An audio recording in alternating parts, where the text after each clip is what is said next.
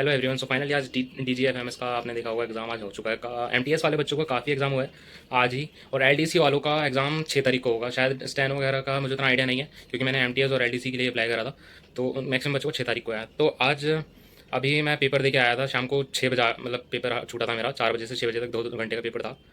मैं आपको थोड़ा सा बताता हूँ कि क्या पैटर्न था एग्ज़ाम का, ताकि आप थोड़ा आइडिया ले सको, और जो भी बच्चे हैं 2-4 दिन उसमें उसके अकॉर्डिंग है प्रिपरेशन कर लेना। ठीक है, क्योंकि जब बताऊँ ना कि हाँ कहाँ से थोड़ा बहुत आइडिया लग जाए कि कहाँ से आ रहा है, तो वहाँ से हमें वो करते हैं। तो मैं सबसे पहले आपको एक एक करके बताता हूँ, ठीक है। तो सबसे पहले जनरल इंग्लिश वाला सेक्शन खुला था मेरे उसमें। तो आप कोई सा भी सेक्शन खोल सकते हैं, आपको जौन सा पहले अटैम्प्ट करना है उसके अकॉर्डिंग। तो उसमें सबसे पहले मेरा जनरल इंग्लिश खुला, अपने आप ही खुला था, तो मैंने सबसे पहले उसे सॉल्व करा। उसमें मैं आपको बता दे रहा हूँ इंग्लिश में क्या क्या आया था, लगभग आइडिया बता दे रहा हूँ। आप सिनोनिम एंटोनियम तो रहते ही रहते हैं, तो ज़्यादा चलो सिनोनिम एंटोनियम अगर आपने थोड़े बहुत भी करे हुए हैं ना, तो थोड़ा सा ना और कर लेना। बेसिक ज़्यादा बड़े भी नहीं, बेसिक बेसिक से पूछे थे। जैसे कि पूछा था उसमें कि मेरे को भी ज़्यादा अच्छे से याद नहीं है, बट जैसे इनकन्सिस्टेंट का पूछ लिया था, जो कंसिस्टेंट नहीं होता इनकन्सिस्टेंट, उसका क्या था। तो उसमें अगर आपको ये पता है ना इनकन्सिस्टेंट का मतलब भी पता है ना आपको, तो आप ऑप्शन में से ढूंढ के निकाल लोगे। ठीक है, बेसिक बेसिक इनकन्सिस्टेंट आ गया था उसमें सिनोनिम एंटोनियम में, और मिस स्पेल्ड वर्ड्स आए थे। ठीक है, बेसिक बेसिक से वर्ड्स आए थे, आप बहुत इजीली कर लोगे वो। ठीक है, सिनोनिम एंटोनिम्स अराउंड 5 से 6 क्वेश्चन तो होंगे। सिनोनिम एंटोनिम मतलब ज़्यादा मान लो 6-7 क्वेश्चन होंगे मे भी। ठीक है, सिनोनिम एंटोनिम्स के। और आपके इसके मिस स्पेल्ड के क्वेश्चन थे, कम से कम 2 से 3 क्वेश्चन थे मिस स्पेल्ड के। 25 टोटल क्वेश्चन थे, तो उसमें से इतने हो गए। और पैसेज का आपका आया था। मैं आपको एडवाइस करूँगा, जो भी आपका पैसेज आएगा ना, आप उसे पूरी तरीके से और थोड़ा अच्छे तरीके से पढ़ लेना। ठीक है, उसके बाद क्वेश्चन का आंसर देना, क्योंकि मेरे को लगा थोड़ा सा ये मतलब अंडरस्टैंडिंग बेस पे उसमें दे रखा था, कितना अच्छा समझ सकते हो ना पैसेज को, उसके अकॉर्डिंग उसमें क्वेश्चंस पूछे गए थे। ठीक है, तो 5 से 6 क्वेश्चन पैसेज के पूछे गए थे, तो एक बार पैसेज को अच्छे से रीड कर लेना एक ही बार में। ठीक है, उसके बाद अपने क्वेश्चन जो भी हैं उसके अकॉर्डिंग कर लेना, वरना जैसे एक्सपीरियंस अच्छा खासा, वो ऐसे क्वेश्चन पढ़ के भी पैसेज में जाकर ढूंढ ढूंढ के कर सकता है। ठीक है, तो उसमें ज़्यादा कुछ वो था नहीं। तो ये हो गए पैसेज वाले क्वेश्चन हो गए। टेंसेज से क्वेश्चन आए थे, बेसिक बेसिक जो भी टेंसेज होते हैं ना, कि जैसे पास्ट टेंस का कोई सेंटेंस दे रखा है, तो वहाँ पे कौन सा लगना चाहिए। ठीक है, वर्ब कौन सी लगनी चाहिए वहाँ पे। तो टेंसेज से बेसिक क्वेश्चन से 2 से 4 क्वेश्चन था, आप कर ही लोगे वो लगभग।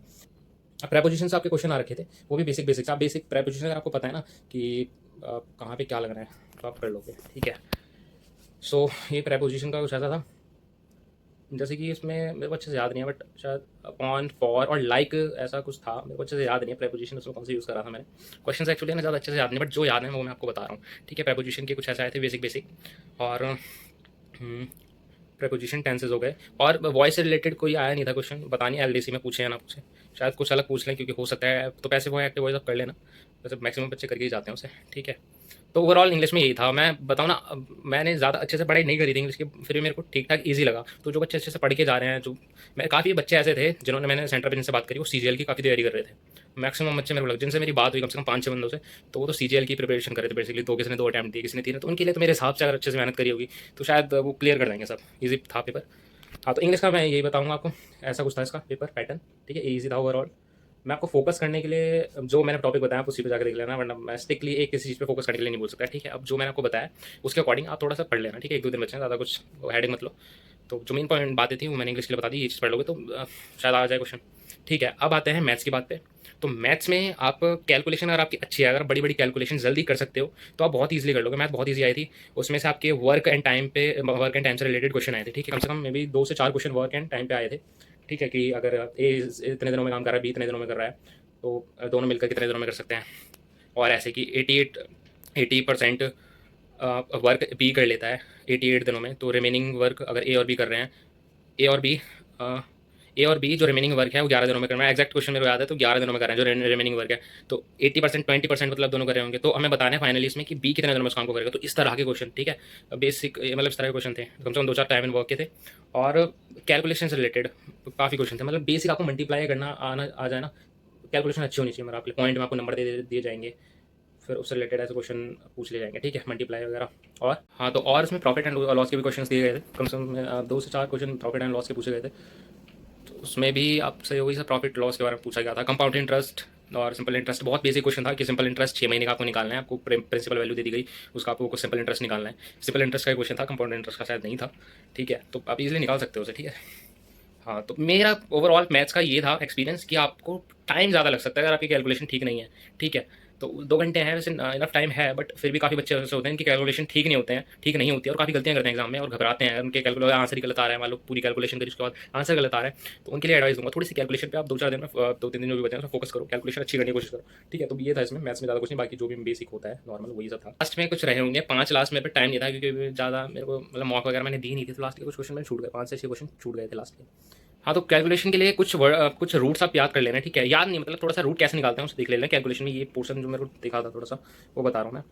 और आप, हाँ, तो बाकी जितना भी परसेंटेज वगैरह बेसिक जो भी होता है, अगर किसी बंदे ने मैथ्स पढ़ी है तो कर लेगा यार इजीली, ठीक है, मैथ्स भी हो जाएगी, बट आपको कैलकुलेशन पे ज़्यादा फोकस करना है, दैट्स इट। क्योंकि टाइम यार, अगर आप कैलकुलेशन में ज़्यादा टाइम लगा रहे हो तो आपका काफ़ी टाइम वेस्ट हो जाएगा, ठीक है। सो आपको 25 क्वेश्चन करना है, उसे ध्यान में रखते हुए कैलकुलेशन की अच्छी प्रैक्टिस कर लो, एंड दैट्स इट। ये था मैथ्स का। हाँ, तो अब रीजनिंग की बारी, ठीक है। जीएस सबसे लास्ट में बताऊंगा बस इसी के बाद। तो जीएस का कुछ ऐसा सिस्टम था यार, जीएस भी काफ़ी इजी थी, ठीक है, कोई भी बंदा उसे कर सकता है जीएस को। रिलेशन में से क्वेश्चन आ रखे थे, 1 लाइनर क्वेश्चन थे जीएस के। बाकी आपका जो भी मिरर इमेज वाला होता है वो मिरर पढ़ के चले जाना, मिरर इमेज, ठीक है।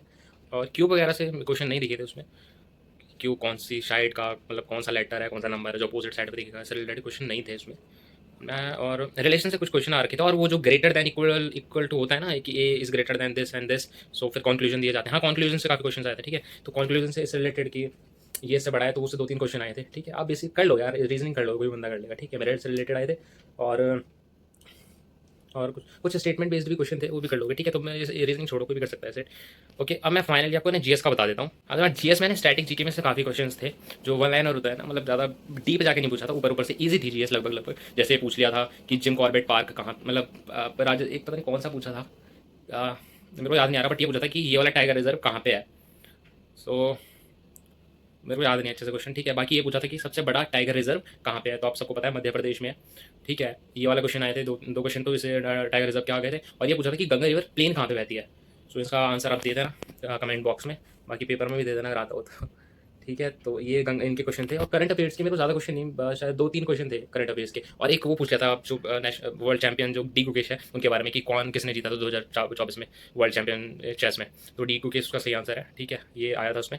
और ये भी पूछा गया था जो 26 जो कॉमनवेल्थ गेम्स हैं वो कहाँ पे खेले जाएंगे, तो उसका आंसर भी बता देना मेरे को। बाकी मैं तो इंडिया करके आ गया था, पता नहीं उसका, मैं अच्छे से पढ़ के नहीं गया था जीएस भी, मतलब करंट अफेयर्स को, ठीक है। तो ये आया था उसमें, जीएस का बता रहा हूँ। और ये पूछा गया था कि सारे जहाँ से अच्छा किन्होंने बोला था, लिखा था, किसने बोला था, इसका भी आंसर बता देना, क्योंकि मैं ज़्यादा कंफर्म नहीं हूँ इन सब आंसर्स के बारे में, तो इसलिए। बाकी मैं तो टैगोर से रिलेटेड थे, कोई टैगोर, रविंद्रनाथ टैगोर नहीं, कोई दूसरे टैगोर थे, उन्हें क्लिक करके आया हूँ, ठीक है। तो मेरे को इसका आइडिया इतना नहीं है क्योंकि मैंने ज़्यादा स्ट्रैटेजी के भी ध्यान नहीं दी।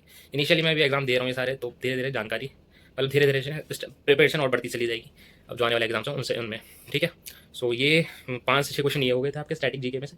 और माउंटेन से रिलेटेड क्वेश्चंस मेरे को नहीं दिखे। और मैं आपको और बता रहा हूँ, नेपाल और बॉर्डर से रिलेटेड काफ़ी मतलब 2-3 क्वेश्चन दिखे थे मेरे को उसमें। एक तो ये दिखा था कि जो नेपाल है उससे इंडिया कौन सा स्टेट नेपाल से बॉर्डर शेयर करता है, तो उसका आंसर असम होना चाहिए, ठीक है। असम था ऑप्शन में, वेस्ट बंगाल था, और वेस्ट बंगाल, और भी ऑप्शन में थे, वो था मेघालय, तो उसका असम होना चाहिए। ये था बॉर्डर से रिलेटेड। और एक और रिलेटेड आया था बॉर्डर से रिलेटेड कि कौन सा है, कौन सा देश है जो इंडिया के साथ जो मतलब जो कंट्री लॉक है, ऐसे करके कुछ क्वेश्चन आया था, कंट्री वो लॉक है और उससे हमारा इंडिया जो है बॉर्डर शेयर करता है। तो हाँ, तो इसका भी आंसर मेरे को कुछ खास पता नहीं था क्या है, कि कौन से मतलब जो कंट्री है उससे इंडिया अपना बॉर्डर शेयर करता है, वो कंट्री लॉक है। हाँ, तो इससे ऐसा कुछ क्वेश्चन आया था, एक बार देख लेना आप, जो मैंने बोला एक बार सर्च करके देख लेना, कौन कंट्री लॉक कौन सा देश है और कौन सा उससे शेयर करता है हमारा बॉर्डर इंडिया, ठीक है। बॉर्डर से 2-3 क्वेश्चन आए थे, आपको फास्ट जल्दी जल्दी बताता हूँ यार, वीडियो की लेंथ बड़ी हो रही है, ठीक है। इतनी बड़ी लेंथी वीडियो बनाने की कोई जरूरत नहीं है यार, 5 minute I think more than enough होने चाहिए, ठीक है। मैं आपको जल्दी जल्दी बताता हूँ जीएस में, ठीक है। हाँ, तो जीएस में और पूछा गया था, माउंटेन से रिलेटेड क्वेश्चन नहीं थे, मेरे को नहीं दिखे थे, ऑब्वियसली नहीं दिखे तो नहीं होंगे। बाकी दूसरों का पता नहीं, दूसरा नहीं यार, क्वेश्चन तो सफल होते हैं ना, क्वेश्चन तो सेम ही होते हैं। हाँ सर, एक्जैक्टली मेरे को और क्वेश्चन तो ज़्यादा कुछ याद आ नहीं रहे हैं। सो यही कुछ थे क्वेश्चन, बट मैं आपको स्पेसिफिक बता सकता हूँ क्या क्या उस मतलब रिलेटेड जो क्वेश्चन थे जो आ रखे थे। ज्योग्राफी में से आप माउंटेन्स में से ज़्यादा क्वेश्चन नहीं थे, और उसमें है ना बॉर्डर से रिलेटेड क्वेश्चन थे, कौन सा बॉर्डर इंडिया किसके साथ शेयर करती है, ठीक है। और कौन से इंडिया का पढ़ोगे तो आपको स्टेट्स का भी याद हो जाएगी, कौन सा स्टेट है जो इस कंट्री से कौन सा शेयर करता है, ठीक है। बॉर्डर से रिलेटेड, रिवर से रिलेटेड कुछ क्वेश्चन आप कर लो, मतलब रिवर से रिलेटेड पढ़ लेना, बेसिक क्वेश्चन आएंगे, ठीक है। कि गंगा कहाँ पे बहती है, प्लेन, तो हरिद्वार होगा शायद इसका आंसर, बता देना मेरे को कमेंट बॉक्स में, ये क्वेश्चन था। और करंट अफेयर्स में 2-3 क्वेश्चन जैसे ये डी गुकेश वाला, और 1-2 क्वेश्चन और थे, मेरे को अच्छे से याद नहीं है, ठीक है। मैं जस्ट अभी आया हूँ, 9 बजे के आसपास में आया हूँ, मेरा मुंडका मुंडका वाली जगह पे लोकेशन पे पड़ा था ये, ठीक है। ज्योग्राफी में से आपको मैंने बता दिया। हिस्ट्री में से मतलब कुछ एक, हाँ, एक बी आर मेडिकर का एक था, वो पॉलिटिक्स से रिलेटेड, कि कौन सा पार्ट को बी आर मेडिकर ने ये कहा है, मेरे को वो भी अच्छे से याद नहीं है, तो उसका आंसर वो शायद फंडामेंटल राइट्स होगा। ठीक है, पार्ट 3। तो ये था जो ऊपर ऊपर से क्वेश्चन होता है ना, कि मतलब किसने क्या कहा, ऐसे रिलेटेड क्वेश्चंस थे उसमें। करंट अफेयर्स में ये बेसिक बेसिक क्वेश्चन थे। और और यार मेरे को ज़्यादा कुछ अब याद नहीं आ रहा है। ठीक है, तो मैं ये बोलूँगा, तो जीएस भी लगभग लगभग ईजी आई थी, बेसिक आई थी, और किसी बंदे ने पढ़ी है ना, ठीक था, मतलब बेसिक पढ़े हैं तो क्लियर कर लेगा। अब मैं आपको ओवरऑल बता देता हूँ, ओवरऑल पेपर ईजी था उन बच्चों के लिए जिन्होंने 15-20 दिन भी पढ़ाई करी होगी लग के। ठीक है, और जिन्होंने कुछ नहीं पढ़ा उनके लिए तो यार हार्ड होना ही होना है। जिन्होंने प्रैक्टिस नहीं करी है उनके लिए मैं बोलूँगा 2-3 दिन में आप थोड़ा मैथ्स में कैलकुलेशन से रिलेटेड प्रैक्टिस कर लेना, बाकी सब आप कर लोगे, ईजिली कर लोगे। ठीक है, बाकी ईजी तो यार डिपेंड करता है बच्चे के ऊपर, मतलब जिस स्टूडेंट के ऊपर। उसने अगर पढ़ाई करी होगी तो उसे ईजी लगेगा। मैंने शायद थोड़ी पढ़ाई करी थी तो मेरे को थोड़ा ईजी लगा क्वेश्चन पेपर। ठीक है, 100 में से आई थिंक मैंने 80+ वो करे, बट मैं रियलिटी टू बी ऑनेस्ट बता दे रहा हूँ, मैंने 20 या 10 क्वेश्चन में तुक्के मारे, क्योंकि 1/4 की नेगेटिव मार्किंग थी। मतलब तुक्के नहीं, नियर बाय मारे। मेरे पास लास्ट में टाइम नहीं था, क्योंकि मैंने मौका वगैरह नहीं लगाए थे। 2 घंटे सोचो, मेरा 2 घंटे भी मैंने अपनी है। सो मौका को लगा के जाना यार, एक दो थोड़ी प्रैक्टिस हो जाएगी। ठीक है, हाँ, तो मैंने कम से कम 10 क्वेश्चन में अराउंड मारे होंगे, नियर बाय मारे थे, नियर बाय तुक्के लगाए थे, क्योंकि 1/4 की नेगेटिव मार्किंग, तो 10 में से अगर 2-3 तो ठीक हो ही जाएंगे। 2-3-4 जितने भी, 2-3-4 तो ठीक ही हो जाने चाहिए, नियर बाय लगाए थे तो मे भी हो जाएंगे इतने। ठीक है, तो मैं ये बोलूँगा थोड़ा मैथ्स में कैलकुलेशन से रिलेटेड प्रैक्टिस करके चले जाना। जीएस अगर आपने बेसिक पढ़ी है थोड़ा सा रिवाइज कर लिया। ठीक है, जीएस के नोट्स होंगे एसएससी परमत के, टेलीग्राम पे जाके देख लेना, नोट्स पढ़े मैंने, उसी में से रिवाइज करा, तो हो जाएगा आपका। ठीक है, करंट अफेयर्स थोड़े से पढ़ लो, बाकी आपको याद ही होंगे जो बेसिक बेसिक करंट अफेयर्स पूछे, तो जो हाँ हेडलाइंस पे न्यूज़ में या कहीं पे ऐसे देखा हो, मीडिया पे, सोशल मीडिया पे कहीं देखा हो। ठीक है, तो थोड़ा सा पढ़ लेना, कोई दिक्कत नहीं है। अगर आपको लग रहा है कि ज़रूरत है तो थोड़ा पढ़ लो, 2-3 घंटे निकाल के करंट अफेयर्स पढ़ लो। 2-3 घंटे भी मत निकाला, 1-2 घंटे निकाल लो, पढ़ लो थोड़े। जो मेन जो टॉपिक है ना, बेसिक ज़्यादा होने, जो हाँ हाईलाइट में रहे हैं, वो पढ़ लेना। मैं अपना एक्सपीरियंस बता दे रहा हूँ, मैं अपना एक्सपीरियंस बता रहा हूँ, मतलब कि आप ये चीज़ कर लोगे, क्योंकि मैं जो मेरा एग्जाम था उसके अकॉर्डिंग मैं आपको बता रहा हूँ। ठीक है, सो ये कर लेना। बाकी एलडीसी का मेरा भी 6 तारीख को पेपर है, करकटडुमा लोकेशन मिली है मेरे को, सो वहाँ पे जाते हैं, जाएंगे 6 तारीख को। सो ओवरऑल बस ये था कि पेपर ईजी था, ईजी टू मॉडरेट था। ठीक है, कैलकुलेशन वाला पार्ट था थोड़ा सा, सो कर लोगे। अब जो जिन्होंने थोड़ी सी पढ़ाई करी है ना, थोड़ी बहुत पढ़ाई करी है, लगभग लगभग कर लेंगे। सो यार यही था, बाकी अब ज़्यादा लेंदी वीडियो नहीं करते, वैसे भी हो चुकी है कुछ 8-10 मिनट की, सॉरी फॉर दैट। मैं क्या करूँ, मैं ज़्यादा वीडियो बनाई नहीं कभी, तो उतना आइडिया है, मतलब फ्लुएंसी इतनी नहीं है कि जल्दी शॉर्ट में ही कवर कर दूँ। सो थोड़ा 2x पे देख लेना यार वीडियो को। ठीक है, अपना टाइम में ज़्यादा मत करना इन सब चीज़ों में, बस थोड़ा रिव्यू था, मैंने आपको बता दिया, अब बस यहीं पे एंड करते हैं। ठीक है, हाँ, तो यार अगर कोई फ्रेंड वगैरह हो जो पेपर देने जा रहा हो, उसे भी शेयर कर देना, अगर लगे कि हाँ इंपॉर्टेंट है, उसे शेयर करने लायक है तो कर देना। बाकी कोई प्रॉब्लम नहीं है यार, जाकर पढ़ाई करो, ये सब चलता रहेगा। ठीक है, कंटेंट वाले बहुत है। ठीक है, यूट्यूब भरा पड़ा है, जाकर अपनी पढ़ाई पे ध्यान दो। So thank you so much for watching, bye bye. ठीक है, all the best for the exam, जिनका भी 4, 5, 6 तारीख को है। ठीक है।